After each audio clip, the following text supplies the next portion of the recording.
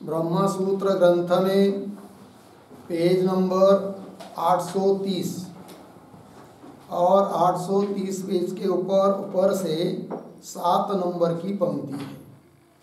तो भाष्य पंक्ति को देखिए। अतिक्रांते पादे पंचाग्नि विद्याम उदाहृत्य जीवस्य संसार गति प्रभेद प्रपंचितः। ठीक है, तो देखो भाई, तो कौन बात बताई जा रही है इस पंक्ति से?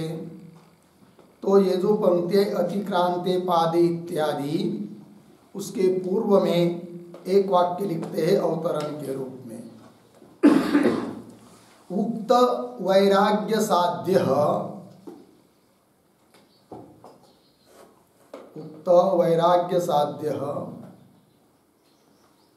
तत्वं पदार्थ विवेकः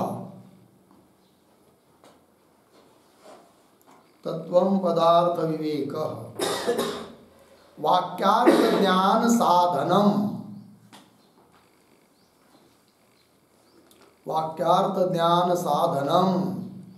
अस्मिन् पादे निरूप्यते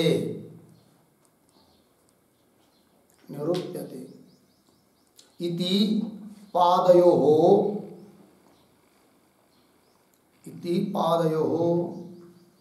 हेतु साध्य भाव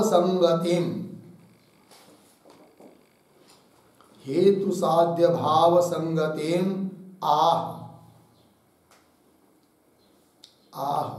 अतिक्रांत इति। ठीक, देखो भाई अर्थ। तो पीछे के पाद में वैराग्य होने के लिए जीवों के गति आगति का विचार बताया था, और उस वैराग्य से साध्य है तत्वं पदार्थ विवेक। क्योंकि वैराग्य रहेगा तभी तत् और त्वम पद के अर्थ का विवेक हो पाएगा। और वो विवेक किस लिए करना है, लेकिन कि जिसका प्रतिपादन इस पाद में दूसरे पाद में किया जा रहा है, तो इसलिए कि वह तत्वम पदार्थ का विवेक वाक्यार्थ ज्ञान के लिए साधन है। तत्वमसि इत्यादि वाक्यार्थ बोध होने के लिए उस वाक्य में घटकीभूत जो तत् और त्वम इत्यादि पद है, उनका अर्थ का ज्ञान होना आवश्यक है। और उनके अर्थ का ज्ञान रहेगा तो वाक्यार्थ ज्ञान होगा, और वाक्यार्थ ज्ञान जो है जीव ब्रह्म की एकता, वह स्फुरित हो जाएगी, तत्व ज्ञान हो जाएगा, तो मोक्ष प्राप्त होगा। तो मोक्ष के लिए कारण है तत्वज्ञान।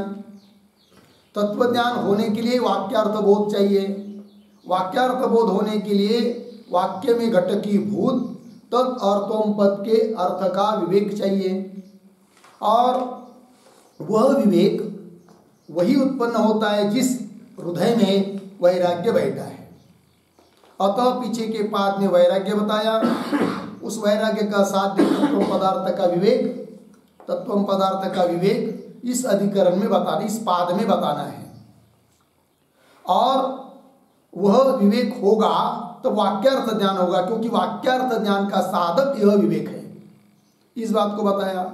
इसलिए यह पाद जो दूसरा पाद है और पीछे का पाद, इन दोनों की संगति बन गई हेतु हेतु मद्भाव संगति। तो वही करे तस्मिन् पादे निरूप्यति इति पादयोः, इन दो पादों की हेतु साध्य भाव संगति अस्ति। हेतु हेतु मद्भाव बोलिए, चाहे हेतु साध्य भाव संगति बोलिए, चाहे कार्य कारण भाव संगति बोलिए, वो बताई जा रही है अतिक्रांते पादे इत्यादि पंक्ति के द्वारा। तो भाष्य पंक्ति को देखिए। अतिक्रांते पादे मतलब पीछे बीता हुआ पाद में पंचाग्नि विद्या उदाहृत्य, पंचाग्नि विद्या को उद्धृत करके क्या बताया? जीवस्य संसार गति प्रभेद प्रपंचित, जीव का संसार गति प्रभेद संसार में गमन आगमन इत्यादि का भेद विशेष रूप से विस्तार रूप से बता दिया है पीछे के पाद में। इदानीं, अब इस दूसरे पाद में क्या बताना है? तब बता रहे इदानीं तु तस्य एव अवस्था भेद प्रपंचते। तस्य एव जीवस्य एव अवस्था भेद, अवस्था भेद स्वप्नादि अवस्था का भेद। अब यहीं पर अब इदानीं इस पाद में उसी जीव की स्वप्नादि अवस्था का भेद प्रपंचते विस्तार पूर्वक कहा जाता है। ठीक है, फिर आगे चलिए। इदम आमनंती, ठीक है, इदम आमनंती इसके ऊपर लिखिए विचार विषय।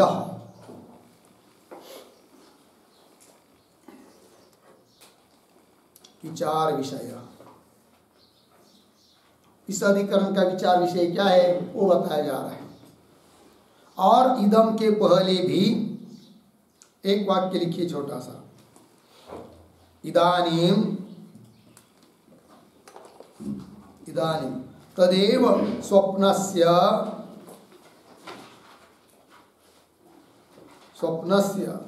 मायामयत्वं प्रकटयितुं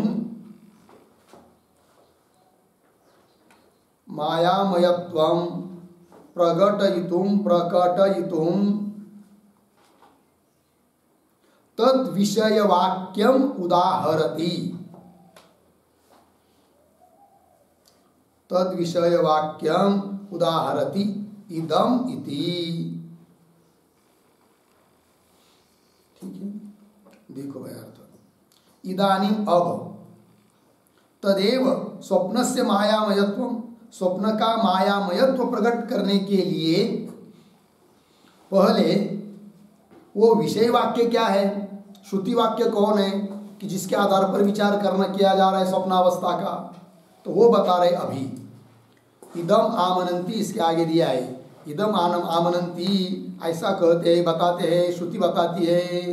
क्या है श्रुति? स यत्र प्रस्वपिति, बृहदारण्यक 4:3-9।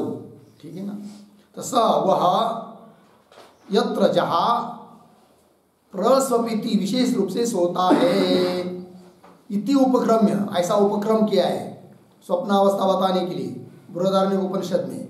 इति उपक्रम्य, फिर आगे जाकर बताया गया है न तत्र रथाः न रथयोगाः न पंथानः भवन्ति अथ रथान रथयोगान पतः सृजते।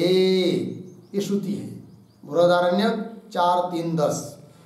तो श्रुति कहती है कि तत्र अर्थात उस स्वप्नावस्था में न रथा, रथ नहीं है, न रथ योगा, रथ को जोड़े जाने वाले अर्थात घोड़े, घोड़े भी नहीं है, न पंथान, मार्ग भी नहीं है।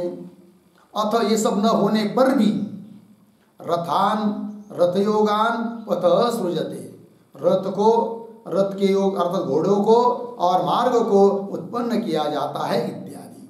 ठीक है, ये बात बताइए। तो ये श्रुति ने, इस श्रुति में, श्रुति यहाँ पर बृहदारण्यक उपनिषद में स्वप्न का प्रसंग आया हुआ है, किंतु अब संशय का स्वरूप बता रहे। क्यों स्वप्न संशय होता है और संशय का स्वरूप क्या है? तब तत्र संशयः क्या जी? किम प्रबोधे इव स्वप्ने भी पारमार्थिकी सृष्टि ही अहोस्वित मायामयी इति। ठीक है ना। किम क्या?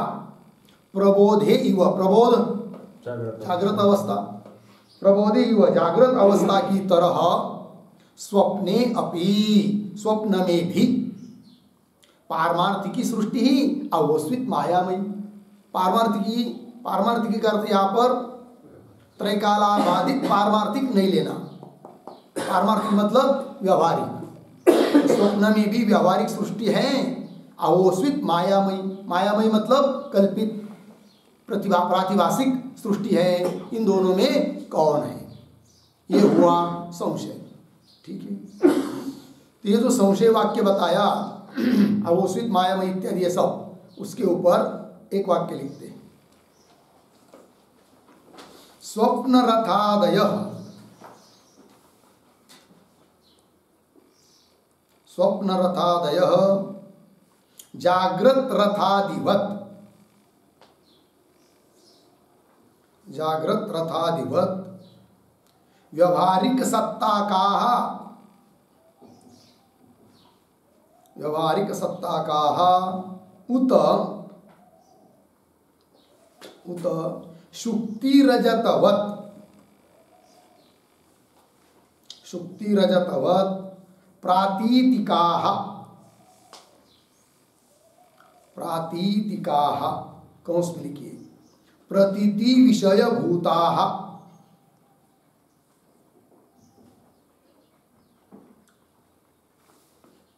केवल शब्द लिख सकते हैं, केवलम प्रतीति विषय भूताः, अर्धविराम प्रातिभासिकाः इति यावत्, प्रातिभासिकाः इति यावत् कौंस बंद इति संशयार्थः, इति संशयार्थः। ठीक है, देखो भाई, तो स्वप्न रथादयः, स्वप्न, स्वप्न के पदार्थ रथादि के सब जागृत आदिवत, जागृत अवस्था की तरह व्यवहारिक सत्ता का, व्यवहारिक सत्ता वाले हैं, अथवा शुक्ति रजतवत प्रातीतिका, कि वह शुक्ति रजत की तरह प्रातीतिक है। प्रातीतिक मतलब केवल प्रतीति विषय भूता, केवल प्रतीति स्वरूप है नहीं, प्रतीति आती है ऐसे है क्या, अर्थात प्रातिभाषिक है क्या, मायामय बोलिए, प्रातिभाषिक बोलिए, मृषा बोलिए, मिथ्या बोलिए, झूठा बोलिए, ये सब समान है। तो विकल्प हुआ, व्यवहारिक सत्य है स्वप्न पदार्थ अथवा मिथ्या है, ये दो ये विकल्प हुआ। मायामयी इति लग गया। आगे चलिए फिर, तत्र तावत् प्रतिपद्यते, ये जो पंक्ति है तत्र तावत् इत्यादि, उसके ऊपर लिखिए पूर्व पक्ष।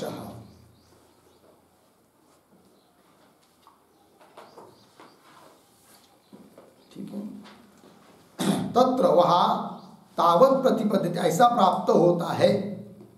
क्या प्राप्त होता है, तो पूर्व पक्ष अपनी बात बोल रहा है। ठीक है ना, तत्र के पर एक छोटा वाक्य, पूर्व पक्षे सूत्रम योजयति, पूर्व पक्षे सूत्रम योजयति तत्र इति, तत्र इति हो गया। देखो भाई, पूर्व पक्ष में अर्थात पूर्व पक्षी को बात, पूर्व पक्षी की बात बताने में ही सूत्र की योजना करते हैं, क्योंकि यह सूत्र पूर्व पक्षी का सूत्र है। इस सूत्र से पूर्व पक्षी अपनी ही बात बताएगा, अतः सूत्र को घटाना है यहाँ पर आगे। तो पहले फिर अब सूत्र का उच्चारण और अर्थ लिख लेते हैं, फिर आगे का भाष्य। तो सूत्र है संधे सृष्टिराह ही, संधे सृष्टिराह ही, लिखते हैं सूत्रावतरणम,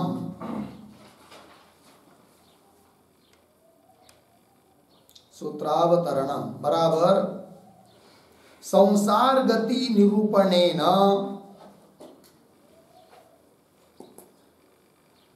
संसार गति निरूपणेन ततः ततः दृढ़ीकृत वैराग्यस्य, दृढ़ीकृत वैराग्यस्य वाक्यार्थावगतये,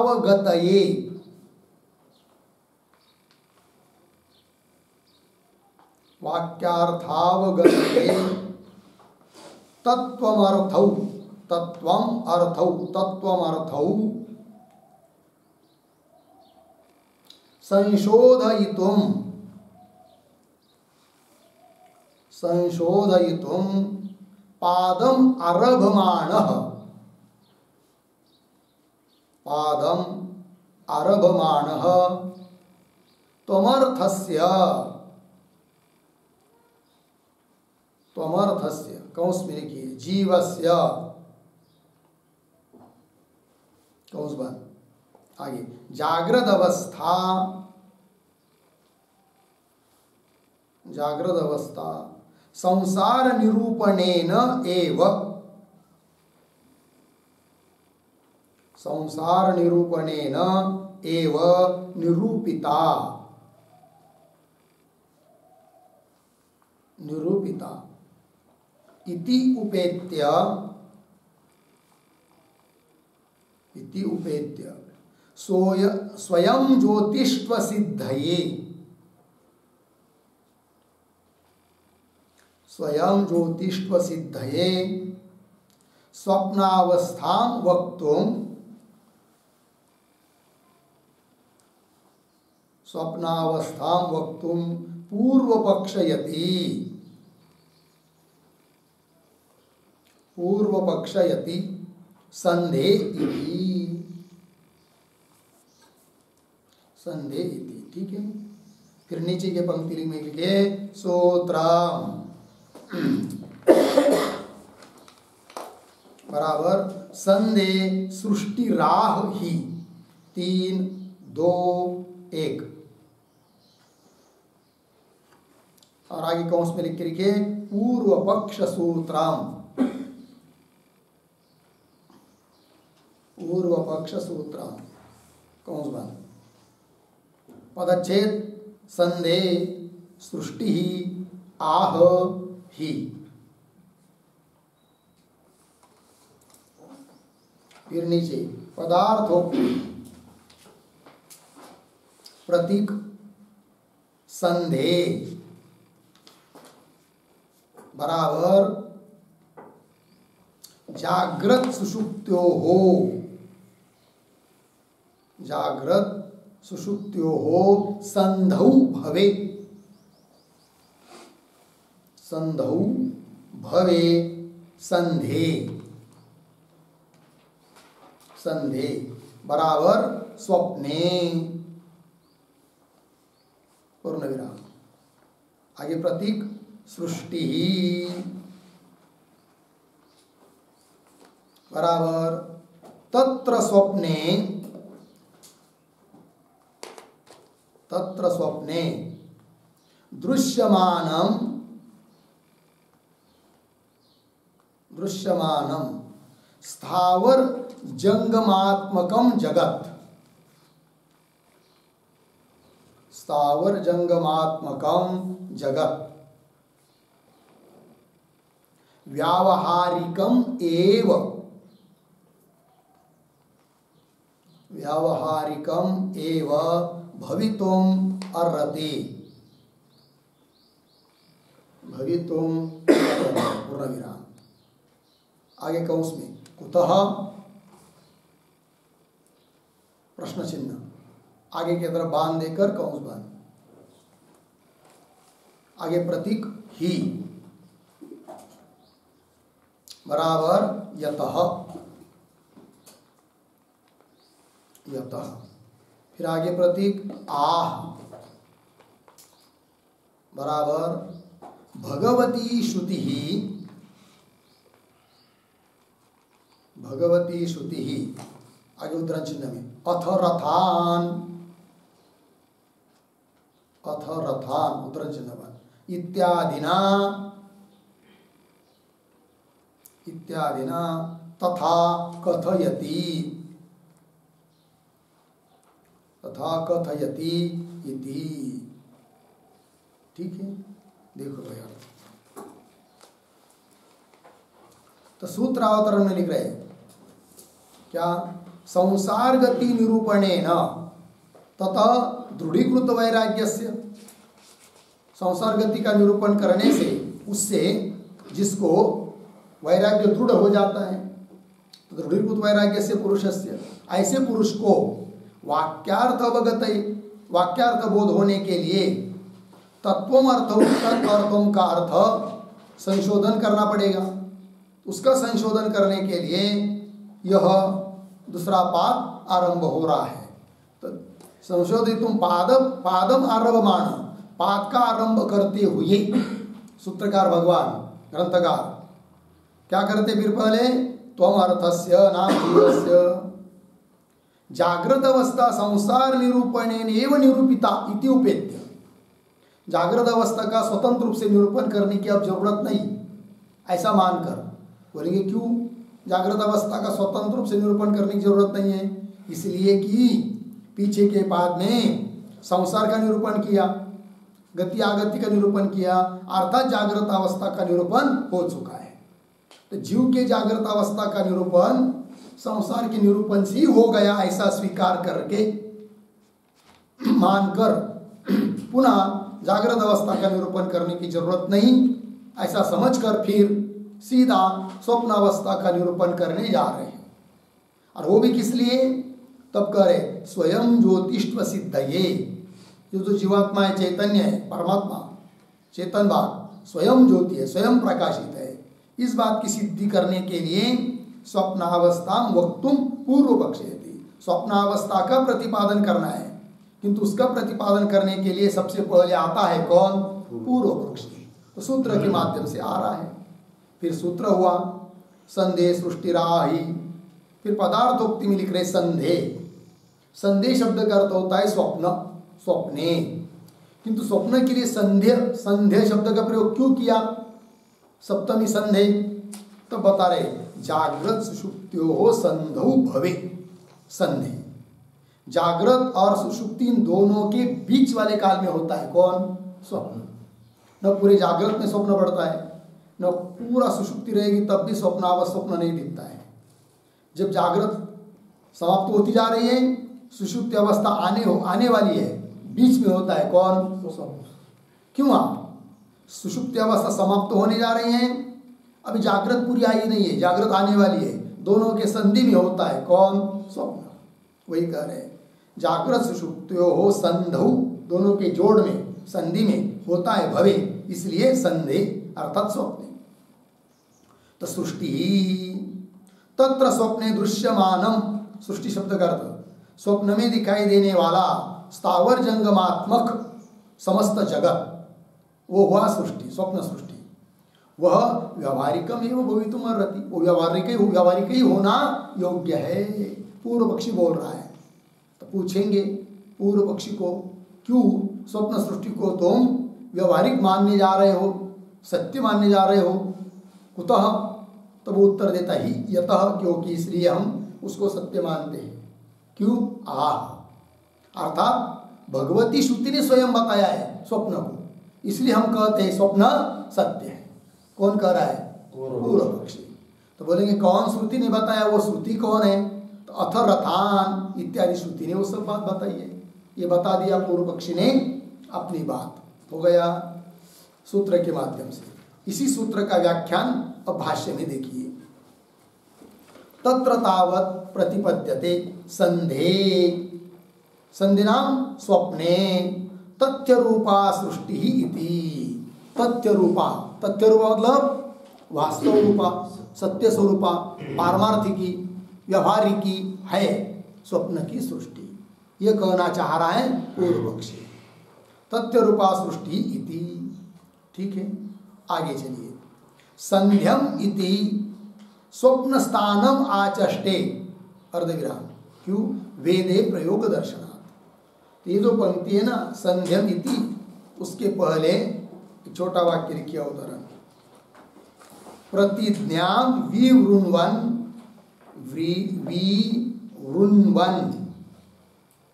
प्रतिज्ञां विवृण्वन्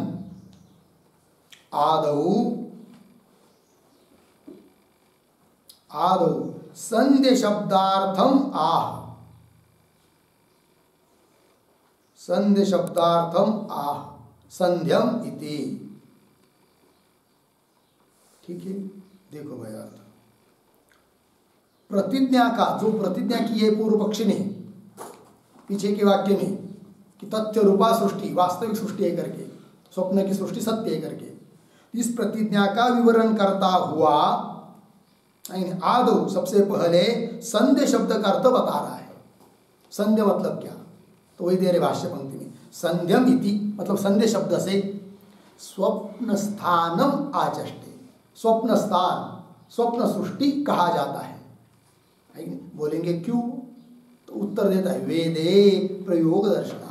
वेद में भी स्वप्न प्रपंच के लिए संध्य शब्द का प्रयोग किया हुआ देखने को मिलता है। अतः संध्य शब्द का अर्थ होता है स्वप्न स्थान, स्वप्न अवस्था। ये कह रहा है पूर्व पक्षी। वेदे प्रयोग दर्शन, शब्द प्रयोग वेद में दिखाई देता है। संध्य शब्द का प्रयोग स्वप्न के लिए।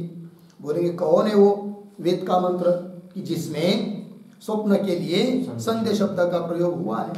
तो वो दे रहा है संध्यम तृतीयम स्वप्न स्थानम, बृहदारण्यक 4:3-9। ठीक है ना। संध्यम, संध्यम क्या है भाई? तृतीयम स्वप्न स्थानम, तीसरा जो स्वप्न स्थान है वही है क्या? संध्य। ये बात बताया है। तीसरा मतलब एक जागृत हुआ, एक सुषुप्ति हुआ। तीसरा बचा कौन? जो है वही संध्य। वो कौन? स्वप्न।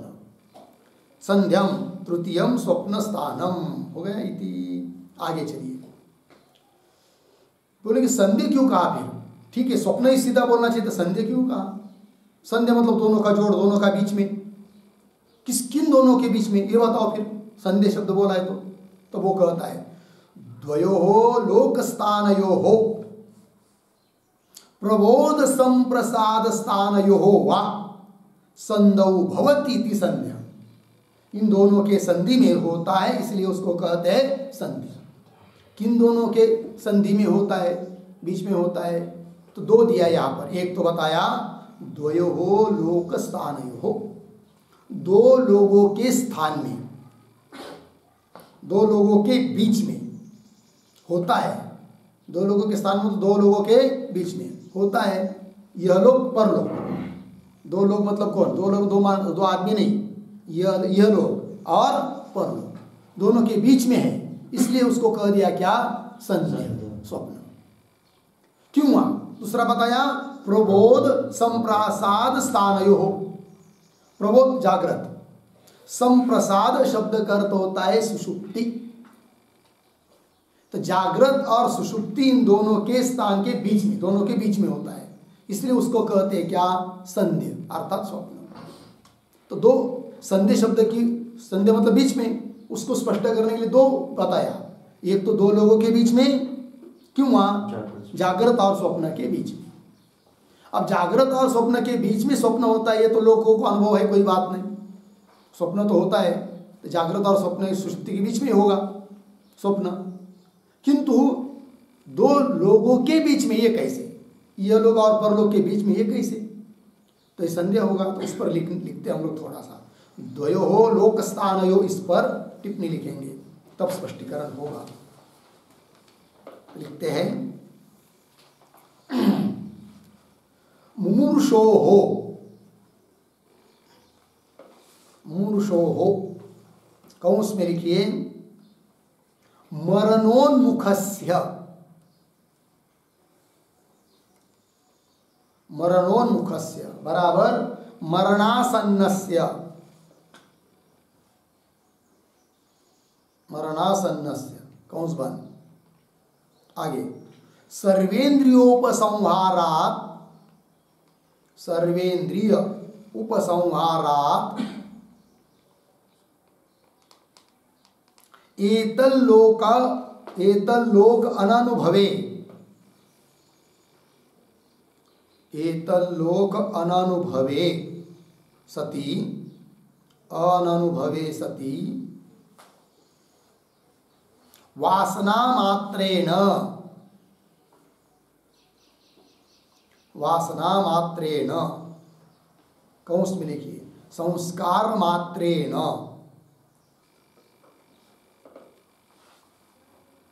संस्कार मात्रेण कौंस बंद। आगे इमं लोकम, इमं लोकम स्मरतः,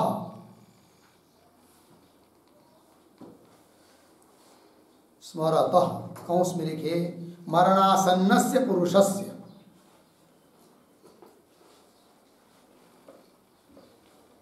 मरणासन्नस्य पुरुषस्य कौंस बंद। आगे कर्म बलात्, कर्म बलात् हृदये, हृदये मनसा, मनसा परलोक स्फूर्ति रूपः, परलोक स्फूर्ति रूपः स्वप्नः भवति, स्वप्नः भवति पूर्णविराम। सोऽयं स अयं लोकद्वय संधौ भवति, लोकद्वय संधौ भवति इति संदेह, इति संदेह बराबर स्वप्न पूर्णविराम। तथा च श्रुति, तथा च श्रुति उद्धरण चिन्ह में तस्मिन् संधे स्थाने तिष्ठन्, तस्मिन् संधे स्थाने तिष्ठन् एते उभे स्थाने पश्यति, एते उभे स्थाने पश्यति। इदं च परलोक स्थानं च, परलोक स्थानं च उद्धरण चिन्ह 1 बृहदारण्यक 4:3-9, 4:3-9 आगे कौंस में लिखिए, उस संध्य स्थान में रहकर, उस संध्य स्थान में रहकर यह दोनों स्थान, यह दोनों स्थान यह लोक स्थान और यह लोक स्थान और परलोक स्थान देखता है, और परलोक स्थान देखता है। कौंस बंद। आगे इति पूर्णविराम। आगे अयम स्वप्नः, अयम स्वप्न कादाचित्कः, कादाचित्कः इति अरुच्या, इति अरुच्या नित्य स्वप्नस्य, नित्य स्वप्नस्य प्रबोध संप्राद संधिभवत्वं, प्रबोध संप्रसाद संधिभवत्वं उक्तम, प्रबोध संप्रसाद संधिभवत्वं उक्तम पूर्णविराम। देखो भैया, मूर्षो, मूर्षो शब्द का अर्थ कर दिया मरणोन्मुखस्य, मरणासन्नस्य, मरणोन्मुख है, मरण होने वाला है थोड़ी देर में। उस समय उस व्यक्ति की इंद्रिय कुछ काम नहीं करते, दिखाई नहीं देता है, उनको सुनाई नहीं देता है। लोग बोलते उस समय ध्यान ही लग गए, ध्यान ही लग जाता है कि नहीं? हाँ, यह विषय पीछे भी हो चुका एक बार। तो मरणोन्मुख से सर्वेंद्रिय उपसंहारा, सभी इंद्रिय उनके क्या होते, उपसंहृत होते, कार्य नहीं करते। इसलिए एतल लोक अनुभव, इस लोक, यह लोक उनको दिखाई नहीं देता है। उनका आँख ऐसा खोलेंगे भी तो उसको कुछ नहीं दिखाई देगा, शब्द नहीं सुनाई देगा, मरणोन्मुख है ना। तो एतल लोक अनुभवे सती, ये लोग नहीं दिखाई दे रहा है, तो भी वासना मात्रेन, संस्कार मात्र से इमम लोकम स्मरत, इस लोक का स्मरण करता रहता है संस्कार के अनुसार। और ऐसे स्मरण करने वाला जो पुरुष है, मरणासन्न पुरुष, उसको और कर्म बला, उसके कर्म के अनुसार उसके हृदय में मनसा, मन के द्वारा मानसिक परलोक स्फूर्ति रूप स्वप्न भवति, परलोक का स्फुरन उसको होता है कि नहीं? परलोक की प्रतीति दिखाई देता है धीरे धीरे मन में ही, तो वही स्वप्न है ना। तो परलोक प्राप्त हुआ नहीं अभी, यह लोक अभी छूटा नहीं है कि नहीं, किंतु दिखाई नहीं दे रहा है, अनुभव नहीं हो रहा है इस लोक का, तो दोनों के बीच में होगा, तो स्वप्न देख रहा है। इसलिए कह दिया दोनों लोगों के बीच में होता है कौन, स्वप्न। तो वही तो परलोक स्फूर्ति रूप, परलोक प्रतीति रूप स्वप्न भवति। तो सयम वह यह स्वप्न लोकद्वय संधो भवति, दो लोगों के संधि में हो रहा है, इति संदेह, इसलिए उसको कह दिया संदेह अर्थात स्वप्न। और श्रुति भी बताती है इस बात को, दो लोगों के मध्य में होता है करके। तो क्या श्रुति है वो? तथा श्रुति तस्मिन् संधे स्थाने तिष्ठन्, उस संधि स्थान में रुकता हुआ रहता हुआ एते उभे स्थाने पश्यति, इन दोनों स्थानों को देख रहा है। कैसे? इदम च परलोक स्थानम च, यह लोक और परलोक स्थान है कि नहीं?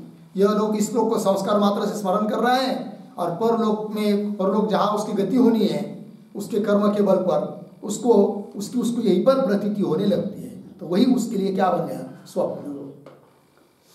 तो वही अर्थ लिख के दिया आपको स्तुति का। उस संध्य स्थान में रहकर यह दोनों स्थान, यह लोक स्थान और परलोक स्थान देखता है। अच्छा हो गया ना।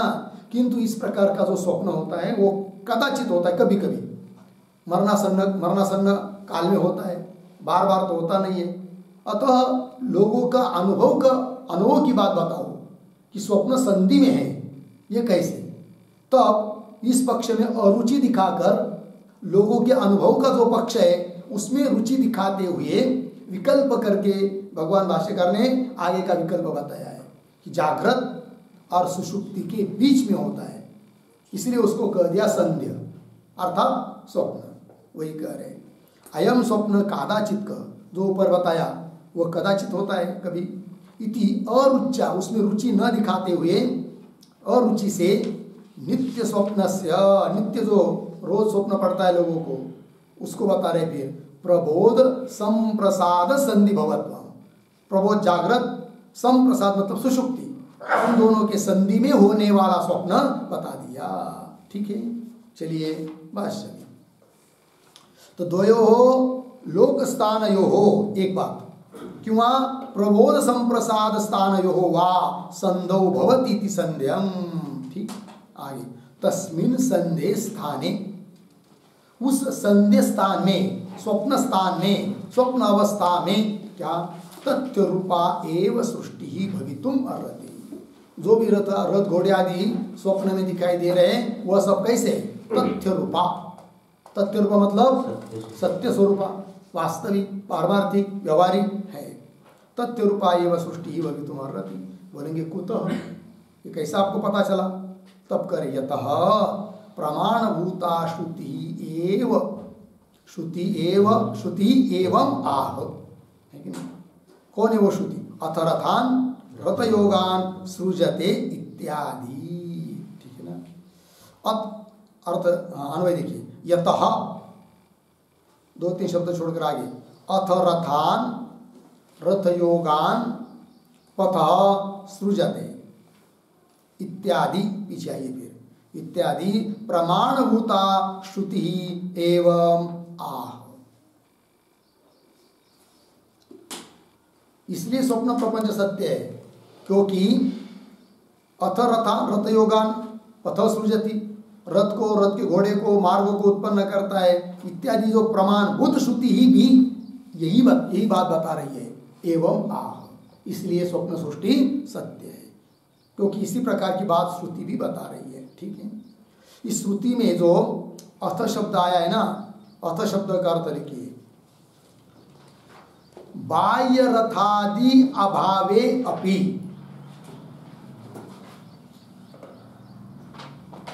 बाह्य रथादि अभावे अपि, अभावे अपि इति अथ शब्द, इति अथ शब्द। ठीक है ना? मतलब बाह्य वास्तविक रथादिकों का अभाव होने पर भी वहां पर रथ आदि की उत्पत्ति होती है, इस अथ शब्द बता रहा है। ठीक, आगे चलिए। स ही कर्ता च उपसंहारात् एवं एव अवगम्यते। ठीक है, ये जो पंक्ति है सह ही इत्यादि, उसके पहले एक वाक्य लिखिए अवतरण। न केवलम श्रुत्या, न केवलम श्रुत्या स्वप्नार्थानाम स्वप्नार्थानाम व्यावहारिक सत्यत्वम, व्यावहारिक सत्यत्वम अर्धविराम किंतु किंतु सकर्तृकत्वात् अपि, सकर्तृकत्वात् अपि इति आह, इति आह स ही इति। ठीक है, देखो भाई, तो न केवल श्रुत्या स्वप्नार्थानाम व्यावहारिक सत्यत्व, केवल श्रुति के द्वारा, श्रुति बता रही इसलिए ही केवल स्वप्न पदार्थ को व्यावहारिक सत्यत्व नहीं है। श्रुति तो बता ही रही है व्यावहारिक सत्य सत्य करके, वो तो ठीक ही है, किंतु केवल उतने मात्र से हम स्वप्न को सत्य नहीं कहते, और भी कारण है हमारे पास। वो क्या है? किंतु सकर्तृकत्वादपि, श्रुति ने ही कर्ता बताया है, स्वप्न प्रपंच का निर्माता बताया है।